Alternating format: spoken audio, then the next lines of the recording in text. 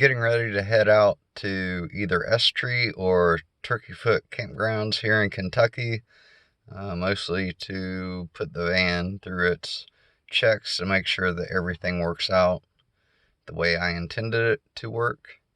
And it's going to be 1 or 2 or maybe 100 nights, who knows. Well, I made it here.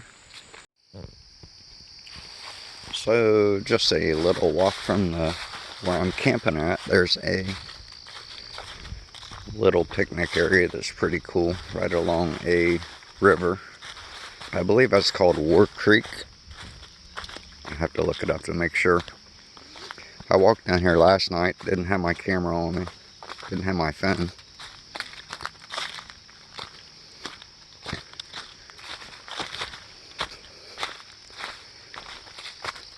There looks to be a cave with a natural spring coming out of it. Kind of see like the camping area or the picnic area all along here.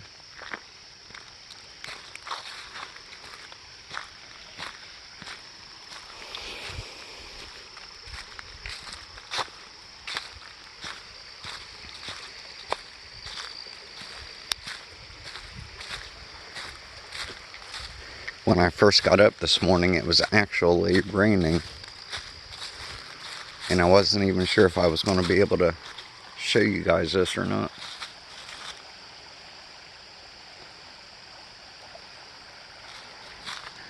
So right here where the stream is coming out, it looks to be a cave.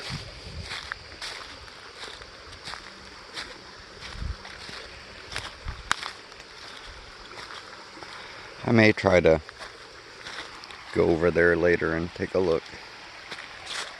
So there's the stream. I'm going to zoom in.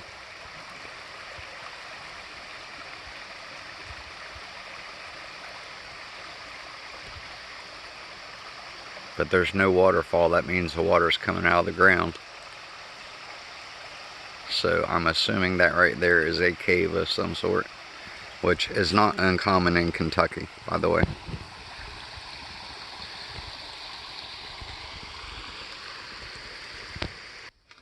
Good morning. Made it through last night just fine. Everything in the van worked out just fine. Of course, this is my first overnight trip in it. I actually had the fan on about 40% until about 3 a.m. and then it got a little chilly. So I shut it off, but the fan was on all night. The refrigerator's been on since I left the house. Security system's been on since I left the house, and I had my phone plugged into the charger all night, and I don't know if you'll be able to see this. I'm still at 100% battery. Hopefully that showed up. Anyways, I got up 2 or 3 times during the night, and finally got up about 8 a.m. and I've been laying here for like 2 hours because it's been raining, but I think the rain finally stopped. So not sure what is up for today. Oh, I was going to show you this. I bought a like really thick comforter for the van, but I also bought this kind of like more like a throw that kind of had like this Aztec indent type pattern on it, and that's actually all I slept with last night because that comforter was going to be way too hot. I don't know if you can see there. It kind of has like some orange, like a burnt orange color down at the bottom, and actually the comforter I bought is also a burnt orange, and the bamboo sheets that I bought are kind of also, because I knew I was going to get the van finished up in about fall, so I would have like the fall colors on the bedding. Is that about the dumbest thing ever? Anyways, I might try to get some breakfast and explore some. I'm not really sure what's up yet.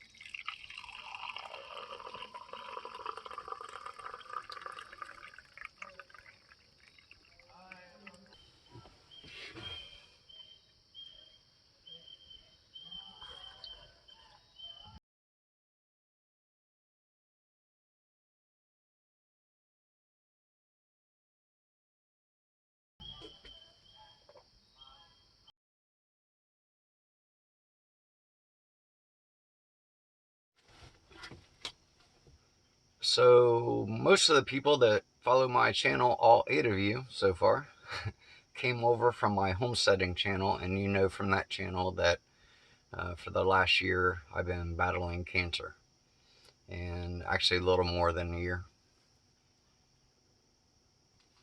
I just got paged again. Yay! Hold on just a minute. Anyways, if you work in IT, you know you never really ever have a day off. And I took, you know, a day and a half and tried to get away. And of course, this morning my pager's going off left and right. Anyways, back to the story. Um, I texted, I don't have enough cell phone service here to actually work, even though I brought my laptop. I have one bar of 3G, which is just enough to act an alert or to send a text message and receive text messages. So I actually messaged my boss and asked him to take a look. So um, he's taking care of that today on Columbus Day, which is technically a holiday for the company. But when you work in an IT business, you don't really ever get days off.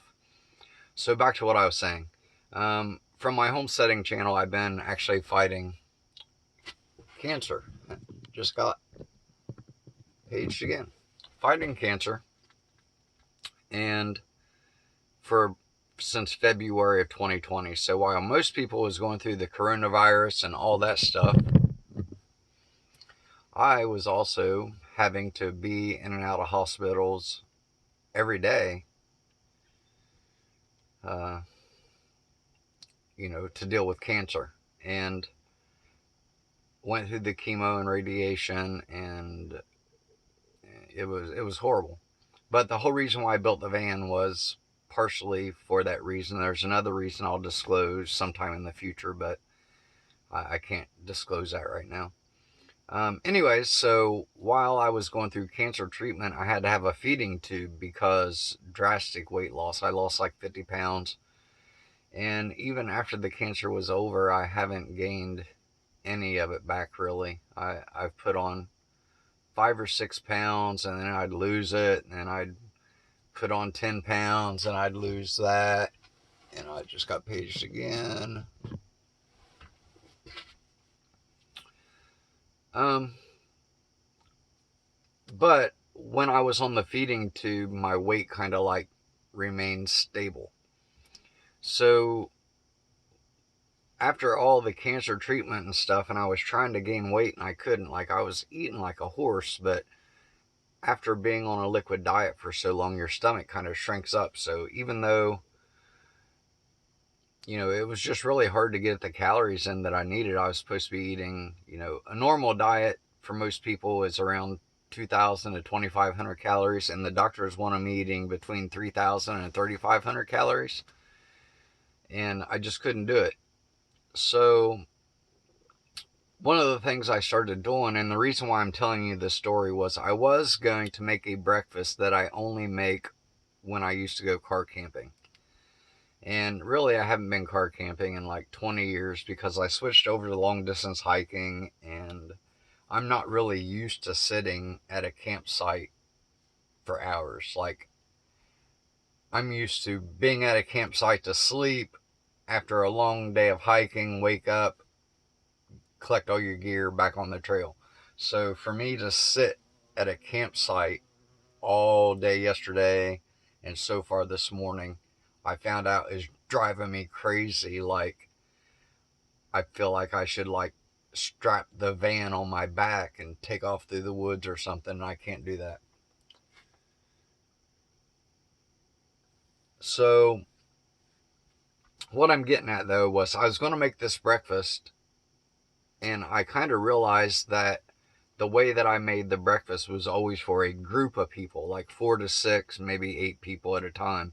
And although I brought all the stuff to make it, I have to downsize that recipe to one person.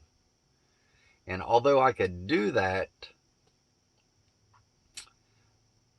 I didn't bring any like Ziploc bags to put the excess sausage and stuff.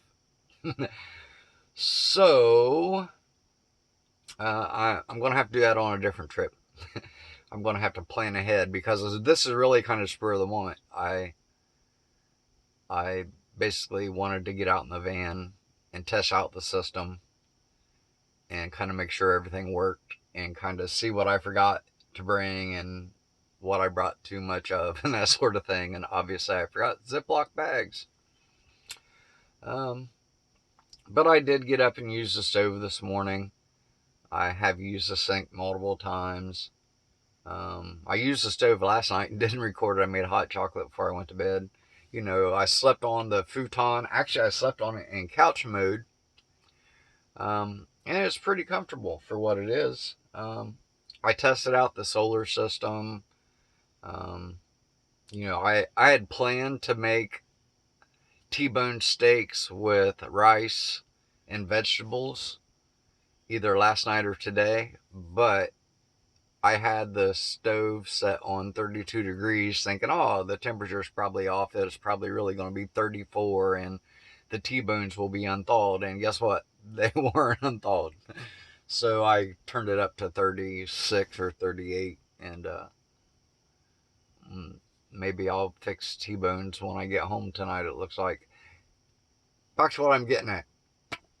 I had such a hard time gaining weight after cancer treatment and after the feeding tube was removed that this little container right here, it is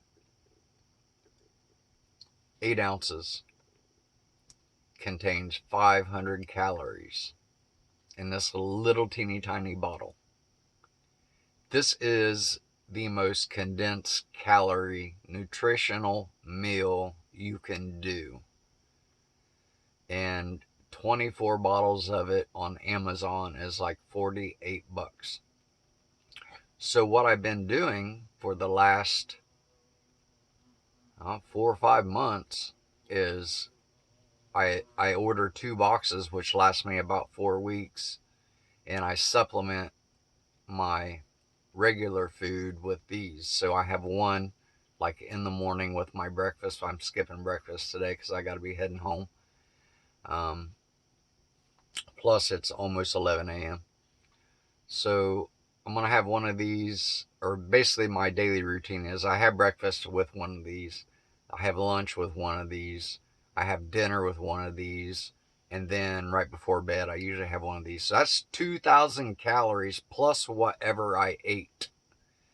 And that's the only way I've been able to maintain my weight. I've not gained any, but I'm not losing it. So I'm probably eating between Ah, 4,000 and 4,500 calories a day, which is actually more than what I would normally eat pre-cancer. So pre-cancer, when I wanted to bulk up lifting weights, I would eat about 3,500 to 4,000 calories a day. And now I'm eating between 4,000 and 4,500 calories a day just to maintain. So that's kind of where I'm at. Anyways, you shake these up. They don't actually taste, they're actually made for a feeding tube. So normally you would shake this up, use a syringe to extract the liquid, put it in your feeding tube, and kind of squirt it into your feeding tube, and it goes straight to your stomach. But they actually don't taste bad. Um, it's unflavored. If I was to tell you what it tastes like, it don't taste like anything really.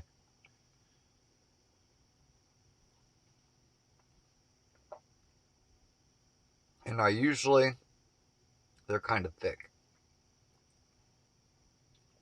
I usually try to drink them pretty fast, so I'll gulp it and have it finish in 6 or 7 drinks.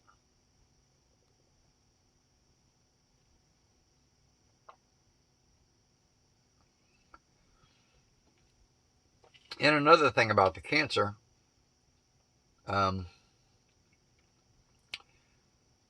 not only do you have to deal with the cancer itself, you have to deal with all of the damage and stuff that happens from the chemo and radiation. For instance, I have permanent hearing damage now, and I'm technically supposed to wear hearing aids. I have the hearing aids, I just hate to wear them, so I don't. And $8,000 I had to pay out of pocket because hearing aids are not covered by medical insurance. So I paid $8,000 for hearing aids, and I maybe wore them for a week or two and was like, eh. And let me tell you why. Um, with the hearing damage came tinnitus, and that's a constant ringing in my ear. It never goes away. Um, it'll kind of drive you crazy sometimes. But the hearing aids, they have a program to help you deal with the tinnitus, and it works while you're wearing the hearing aids. But when you notice the tinnitus the most is when you go to bed at night and you take the hearing aids out, and then you have to lay there and deal with this noise all the time, and you can't sleep. Like if I sleep 3 or 4 hours a night, it surprised me because I just toss and turn because of all the noise. And can't really wear the hearing aids at night because they just come out. So my reasoning for not wearing the hearing aids is that eventually my body will adjust to that noise, and over time it did seem like that it did. And the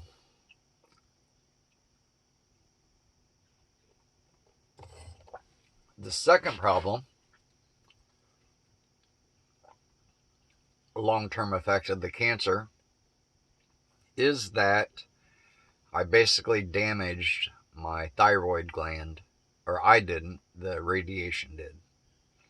And your thyroid gland works in conjunction with your pituitary gland.